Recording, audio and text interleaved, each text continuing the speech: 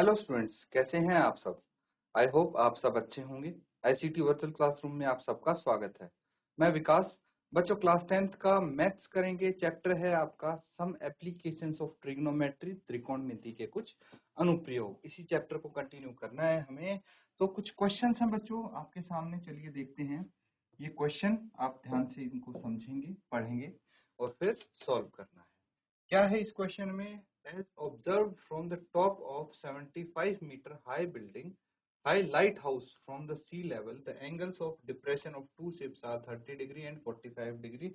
If one ship is exactly behind the other on the same side of the lighthouse, find the distance between the two ships. इसको थोड़ा सा हम text को देख पा रहे हैं। तो यहाँ पे बोला गया समुद्र तल से 75 मीटर ऊंची लाइट हाउस के शिखर से देखने पर दो समुद्री जहाजों के अवनमन कोण 30 डिग्री और 45 डिग्री हैं। यदि लाइट हाउस के एक ही ओर एक जहाज दूसरे जहाज क्या बोला गया? यदि लाइट हाउस के एक ही ओर एक जहाज दूसरे जहाज के ठीक पीछे हो तो दो जहाजों के बीच की दूरी ज्ञात कीजिए। तो यहाँ पे सिनेरियो कुछ ऐसा बन रहा है बच्चों कि एक लाइट हाउस है आपका, ठीक है, एक है लाइट हाउस।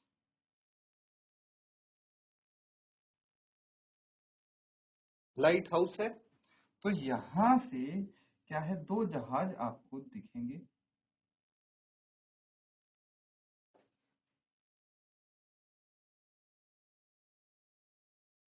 दो जहाज होंगे और इन दो जहाजों की जो दूरी है,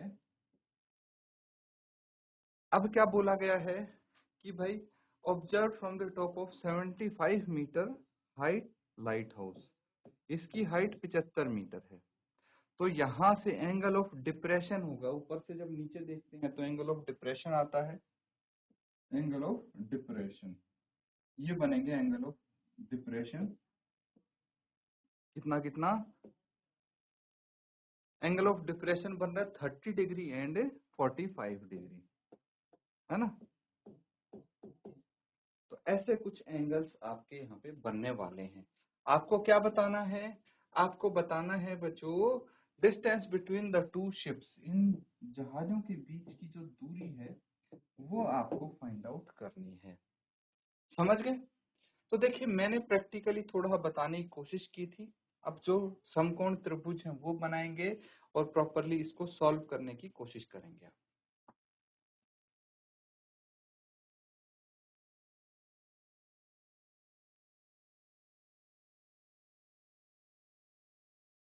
तो ठीक है बच्चों, इसको हम यहाँ पे सॉल्व करने की कोशिश करते हैं। देखिए प्रॉपरली एक डायग्राम बना लेंगे हम, उसके बाद हल करेंगे इसको।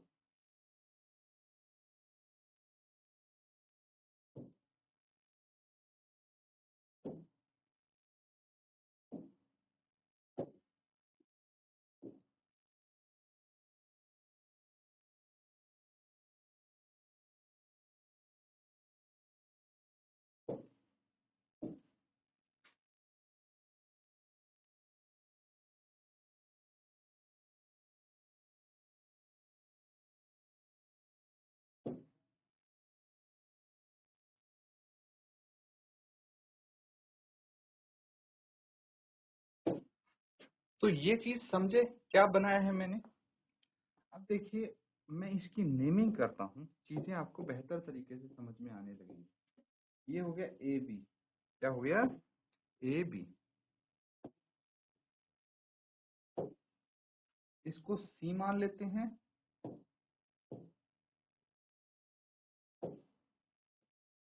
और ये हो गया D. A B C D. अब ये क्या है? ये है हॉरिजॉन्टल लाइन या फिर लेवल, इसको आप बोल सकते हैं, ठीक है। ए डी एंड ए सी क्या है? Line of site. Line of site पता है भाई, दृष्टि रेखा जहां से आपकी दृष्टि पड़ती है चीजों पे।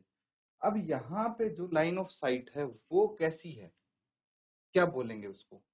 वो है बच्चों ऊपर से नीचे की तरफ। तो कौन कौन सा बनेगा? एंगल ऑफ डिप्रेशन, अवनमन कोण बनेगा, ठीक है।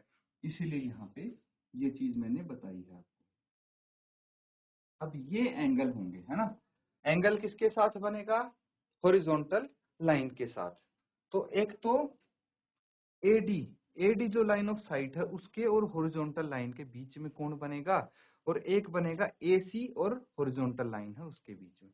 अब कम कोण कौन सा होगा, ज्यादा कौन सा होगा, दोनों में से कम, छोटा और बड़ा कोण कौन सा होगा? तो भाई ये वाला छोटा होगा। कितने डिग्री है? 30 डिग्री है। ये 30 डिग्री है, लिख लीजिए। और बड़ा वाला 45 डिग्री है, लिख सकते हैं ये।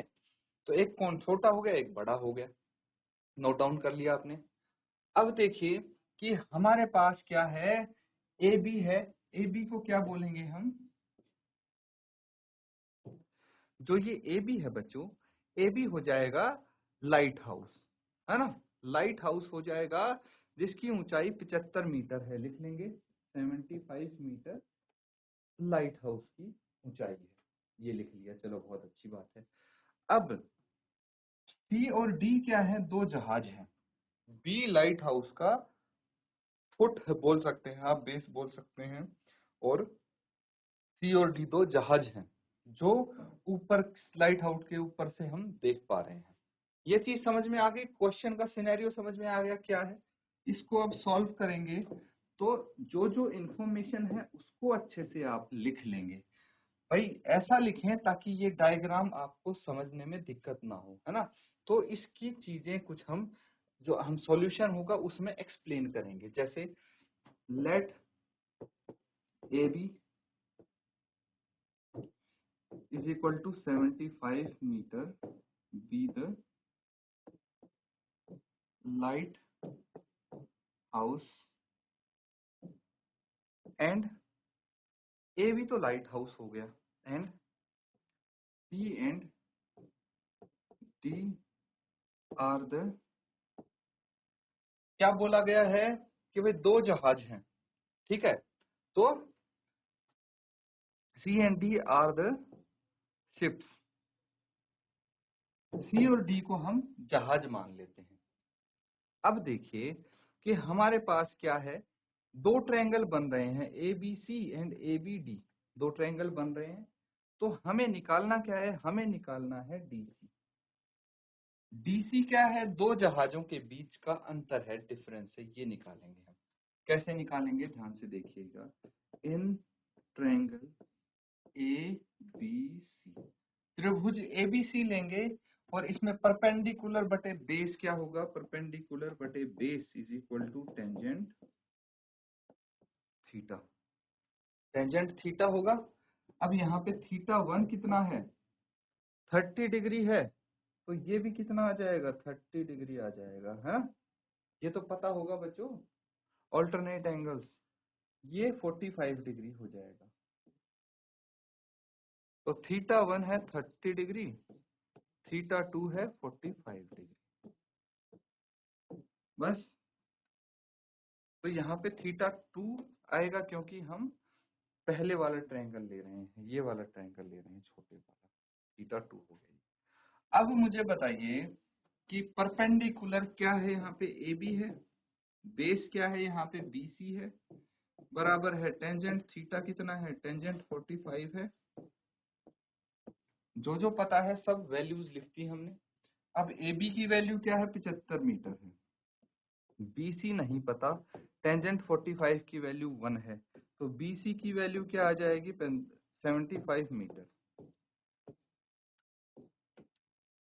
हमारे पास यहाँ पे BC आ गया बच्चों। अब हमें क्या चाहिए? बड़ा ट्रायंगल लीजिए, बड़ा ट्रायंगल ABD, है ना। ABD में AB पता है, BD निकाल लेंगे हम, है ना।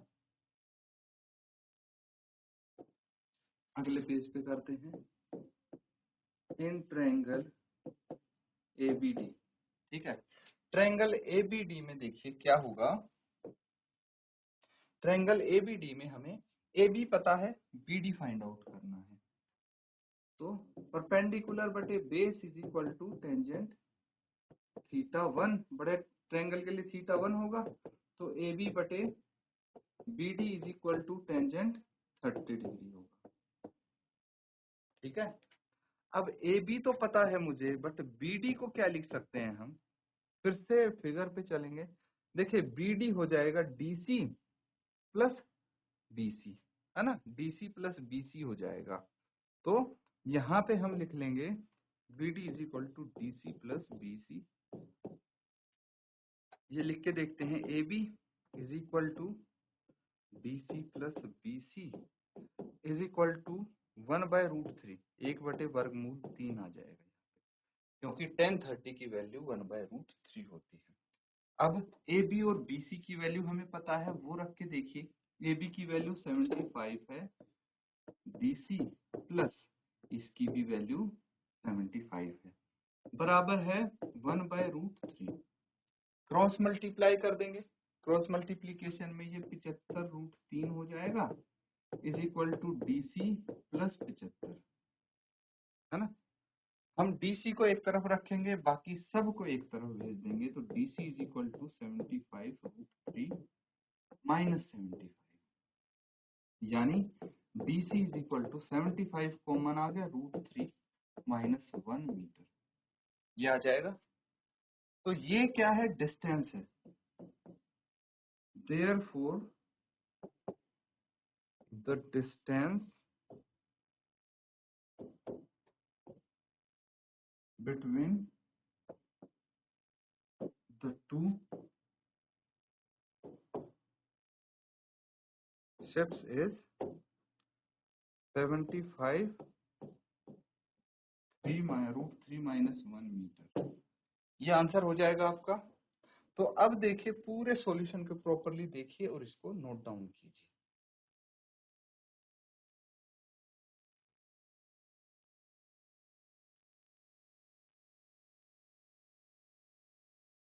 तो ठीक है बच्चों, कर लिया सबने नोट डाउन? इसको भी एक बार नोट डाउन कर लीजिए सब। तो इस तरह से ये क्वेश्चंस हो सकते हैं। देखिए, बहुत मुश्किल नहीं है, इजी है क्वेश्चन। बस आपको ध्यान रखना है, जहां पे एंगल ऑफ एलिवेशन आए तो चीजें किस तरह से सॉल्व करेंगे आप, जहां पे एंगल ऑफ डिप्रेशन आता है वहां पे कैसे करेंगे, ठीक है। अब देखिए, एक क्वेश्चन है, धीरे धीरे अब आपके क्वेश्चंस का लेवल बढ़ता जाएगा, तो ध्यान पूर्वक इनको समझना है आप, ठीक है। क्वेश्चंस में समझाने की कोशिश करूंगा आपको, ठीक है। क्वेश्चन है, a 1.2 meter tall girl spots a balloon moving with the wind in horizontal line at a height of 88.2 meter from the ground. The angle of elevation of the balloon from the eye of the girl at any instant is 60 degree. After some time, the angle of elevation reduces to 30 degree. Find the distance traveled by the balloon during the interval. बहुत interesting question है बच्चों, ध्यान से इसको समझना है, imagine करना है। 1.2 मीटर लंबी एक लड़की भूमि से 88.2 की ऊंचाई पर एक क्षैतिज रेखा में हवा में उड़ रहे गुब्बारे को देखती है। किसी भी क्षण लड़की की आंख से गुब्बारे का उन्नयन कोण 60 डिग्री है। कुछ समय बाद उन्नयन कोण घटकर 30 डिग्री हो जाता है। इस अंतराल के दौरान गुब्बारे द्वारा तय की गई दूरी ज्ञात कीजिए। क्वेश्चन देखिए, बहुत सिंपल है। एक बलून है जो यहाँ पे उड़ रहा है, ठीक है। एक लड़की खड़ी है, एक लड़की खड़ी है यहाँ पे। इमेजिनेशन देखिए, सारा काम बच्चों इमेजिनेशन का ही है। तो एक लड़की खड़ी है और इसकी ऊंचाई है 1.2 मीटर, ठीक है। गुब्बारा कितनी हाइट पे उड़ रहा है, 88.2 मीटर। अब ये बोल रहे हैं कि हॉरिजॉन्टल लाइन में ट्रेवल कर रहा है, ठीक है। हमारी हवा चल रही है ऐसे, इस डायरेक्शन में, ठीक है। इस डायरेक्शन में हवा जा रही है। अब हवा जाएगी तो बलून भी सेम डायरेक्शन में चलेगा, है ना। तो हॉरिजॉन्टल लाइन में मूव कर रहा, ऊपर नहीं उठ रहा बलून, ना नीचे गिर रहा है, बस हॉरिजॉन्टल लाइन में ऐसे आगे जा रहा है, समझना। अब लड़की की आंख से जो बलून का एंगल है, ठीक है, ये है 30 डिग्री, 60 डिग्री होगा सबसे पहले, है ना, 60 डिग्री है। यही बोला गया है कि भाई लड़की की आंख से गुब्बारे का उन्नयन कोण 60 डिग्री है। तो लड़की की आंख से मतलब ध्यान से देखना, ये जमीन से नहीं होगा, जमीन से 1.2 मीटर ऊंचाई से शुरू होगा आपका, है ना, एंगल ऑफ एलिवेशन। अब क्या हुआ, कुछ दूर और गया बलून, बलून जाके पहुंच गया यहाँ,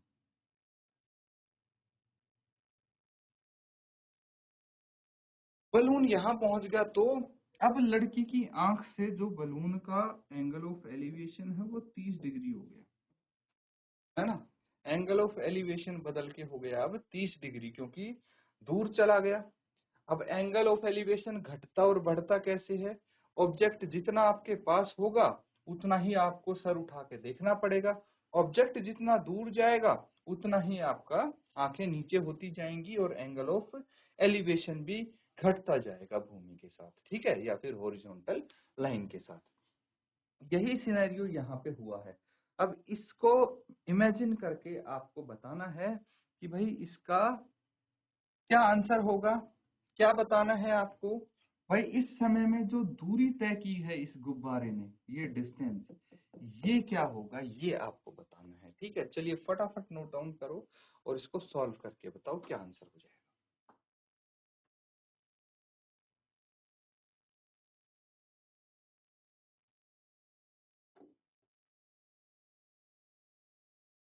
तो बच्चों, आई होप आपने इसको ट्राई जरूर किया होगा। चलिए देख लेते हैं।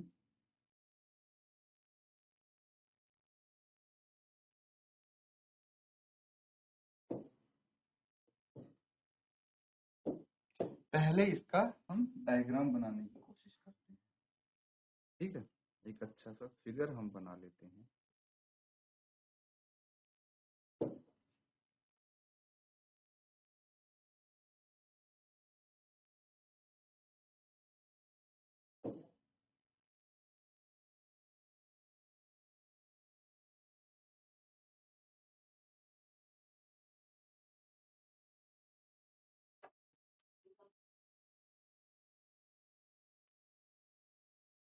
ठीक है,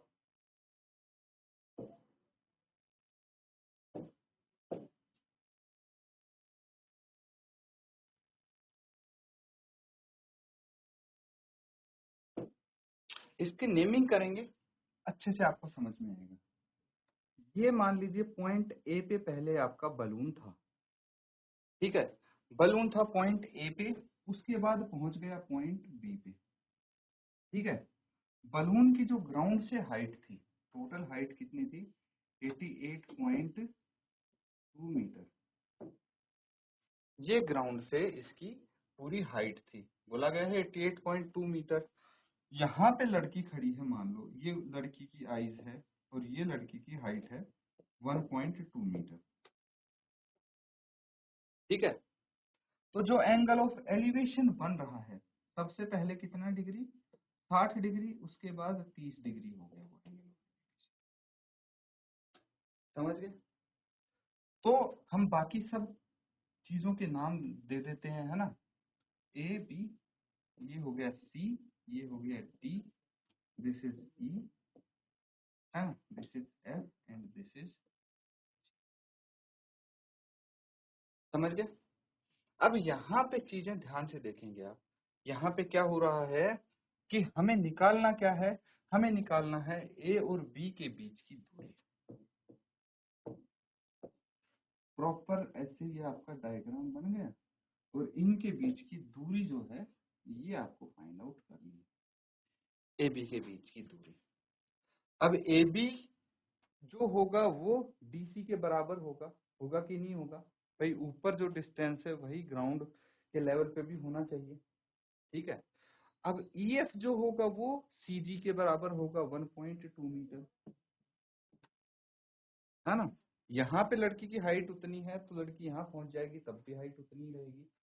मतलब जो बलून की टोटल हाइट है जिस ऊंचाई पे उड़ रहा है, भाई उसमें से हम 1.2 घटा देंगे, ठीक है। 1.2 क्यों घटाएंगे, क्योंकि एंगल ऑफ एलिवेशन जमीन से 1.2 हाइट से बन रहा है, ठीक है। जमीन से 1.2 की ऊंचाई पर एंगल ऑफ एलिवेशन बन रहा है, इसीलिए हम बलून की ऊंचाई भी तो वहीं से लेंगे, जमीन से 1.2 की हाइट से, तो 1.2 हम इस पूरी हाइट में से घटा देंगे। ये चीज है समझने वाली। है ना। अगर ये चीजें समझ गए हो तो इस क्वेश्चन को आप आराम से इजीली कर सकते हो। ठीक है बच्चों, तो अच्छे से इस क्वेश्चन को आपको सॉल्व करना है। ये आपका होमवर्क हो जाएगा, नोट डाउन कर लेंगे इसको।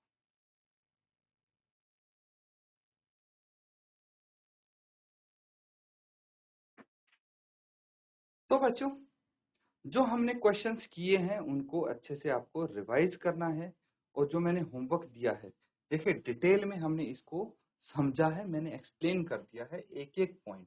अब इसको आप होमवर्क में आराम से कर पाएंगे। तो इसी के साथ स्टूडेंट्स आज का सेशन हम यहाँ पे एंड करेंगे। Thank you and have a nice day.